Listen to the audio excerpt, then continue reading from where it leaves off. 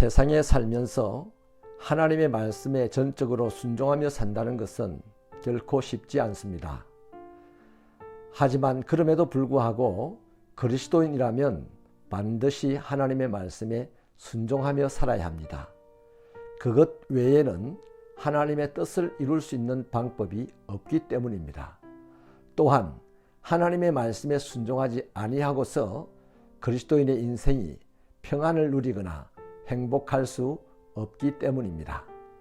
열왕기상 15장 25절로 27절을 읽어드리고 묵상하겠습니다. 유다의 아사왕 둘째 해에 여로보암의 아들 나답이 이스라엘 왕이 되어 2년 동안 이스라엘을 다스리니라. 그가 여호와 보시기에 악을 행하되 그의 아버지의 길로 행하며 그가 이스라엘에게 범하게 한 그 죄 중에 행한지라. 이에 이사갈 족속 아히야의 아들 바아사가 그를 모반하여 블레셋 사람에게 속한 기쁘돈에서 그를 죽였으니 이는 나답과 온 이스라엘이 기쁘돈을 에워싸고 있었음이더라. 아멘.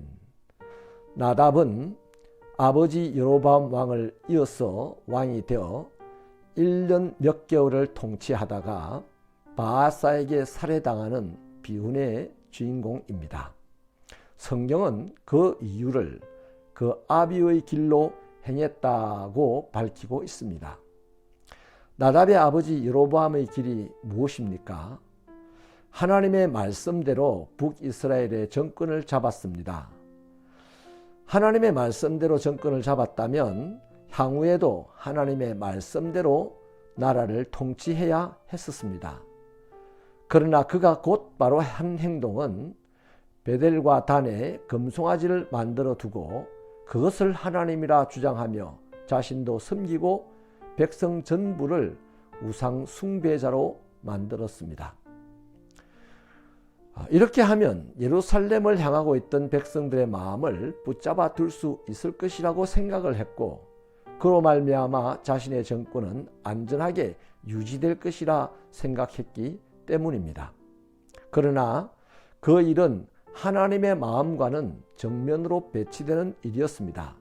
하나님은 그 일을 죄라고 여겼고 결국 그 일가는 멸문을 당할 것이라는 엄청난 예언을 듣게 되었습니다. 여로보암은 정권 유지를 위하여 하나님의 말씀이 아닌 자신의 방식을 선택하였습니다. 그 결과가 오늘 아들 나답에게서 나타나고 있습니다. 나답은 아버지의 정책이 매우 실효를 거두고 있다라고 생각했습니다. 그래서 자신도 아버지와 똑같이 행하였습니다. 자식은 부모의 삶을 보고 본 그대로 살게 되어 있습니다.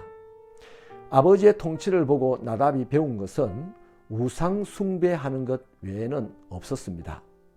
이로 인하여서 왕이 되고 2년이 채 못 되어서 불행한 죽음을 당하게 되었습니다.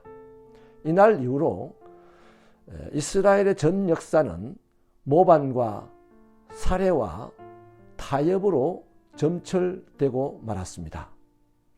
그만큼 북이스라엘이라는 나라는 불신이 가득하였고 또 도덕적인 신뢰와 하나님에 대한 신앙이 땅에 떨어져 있었다는 것이죠. 왜 나답인들 오랫동안 통치하고 싶지 않았겠습니까? 훌륭한 왕이 될 생각도 있지 않았겠습니까? 많은 일도 했을 것입니다. 그러나 성경은 그가 한 일은 아버지의 길을 따라 우상 숭배한 것이 고작이라고 밝혀주고 있습니다. 좋은 것, 선한 것을 따르고 유지하기는 매우 힘이 듭니다. 하지만 악하고 이기적인 것을 유지하기는 때를 이어서라도 잘 할 수 있습니다. 다윗 왕이 보여주었던 그 아름다운 신앙은 적어도 북이스라엘의 왕들에게는 아무런 영향이 되지 못하였습니다. 북이스라엘은 오직 왕권 유지를 위하여 이기적인 우상 숭배와 타협과 반역만 가득하였었습니다. 비록 분열로 시작된 북이스라엘이지만 분명히 하나님께서 여로보암에게 주신 선물이었습니다. 그런데 여로보암은 하나님의 방법이 아닌 인간적인 방법으로 북이스라엘을 통치하고 자신의 왕권을 유지하려고 했었습니다. 나답의 문제는 무엇입니까? 무엇이 옳고 그른지에 전혀 관심이 없었다는 것이 문제입니다. 같은 시대를 살았던 남유다의 아사 왕은 의식을 가지고서 옳고 그른 길을 구분하였고 옳은 길을 선택하여 개혁을 주도했습니다. 그러나 나답은 옳고 그름과 관계없이 그냥 쉬운 길을 선택하였던 것이죠. 아버지의 행한 대로 했다는 말입니다. 자신이 통치할 때도 아버지와 똑같이 나라가 부국강병할 것이라고 생각을 했습니다. 그러나 자기 뜻대로 되지 않았죠. 1년 몇 개월 만에 모반 가운데 죽임을 당합니다. 자신의 왕권은 생각지도 못한 집안으로 넘어가 버리고 말았습니다. 믿음의 형제자매 여러분, 듣는 마음으로 사는 것, 예수 그리스도의 방법대로 사는 것, 이 세상에서 때로는 답답하게 보이고 매우 더디게 여겨집니다. 당연합니다. 좁은 문으로 들어선 일이거든요. 하지만 그 끝은 매우 아름답습니다.